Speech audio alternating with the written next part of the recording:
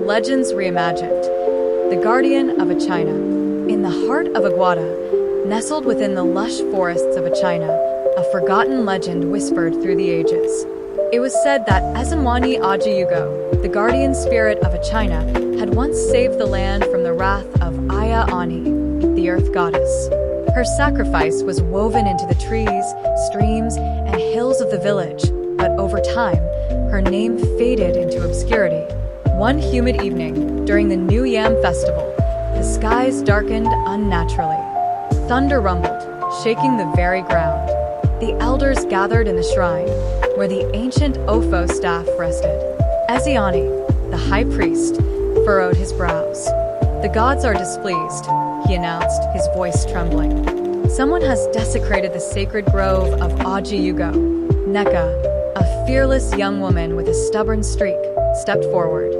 She was known for her sharp wit and unmatched bravery. "I will seek out the guardian and plead for mercy," she declared, ignoring the murmurs of disbelief around her. Armed with a simple staff and a small lamp, Neka ventured into the forbidden forest. The air was thick with an eerie silence, broken only by the occasional hoot of an owl. Suddenly, she felt a gust of wind, and from the shadows emerged a figure cloaked in feathers. It was the Ajiyugo, her eyes blazing like embers. "Who dares disturb my slumber?" the guardian demanded, her voice echoing like thunder. Neka knelt, her heart pounding. "Almighty guardian, I come not to disturb, but to seek your mercy. Our people have strayed, but we are ready to make amends." Ajiyugo's eyes softened, but her voice remained stern. "Your people's greed and carelessness have angered the earth goddess.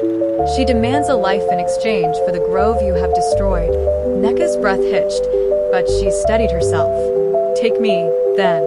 Let my life atone for their sins."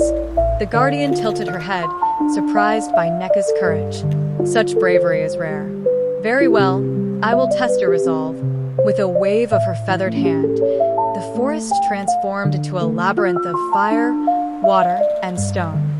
For 3 harrowing days, Neka faced trials of strength, wisdom, and compassion. She crossed a raging river by crafting a bridge of fallen logs, solved riddles posed by a speaking python, and saved a wounded leopard cub that later guided her to the final gate. On the dawn of the 4th day, Neka stood before Ajiyugo, battered but unbroken. The guardian smiled. "You have proven yourself worthy. I will spare your people, but they must restore the sacred grove and honor the land." When Neka returned to Achina, the villagers greeted her as a hero.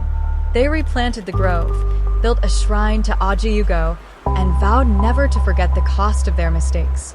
Thus, the legend of the guardian spirit of Achina was reimagined, not as a forgotten tale, but as a living lesson of courage, sacrifice, and respect for the land.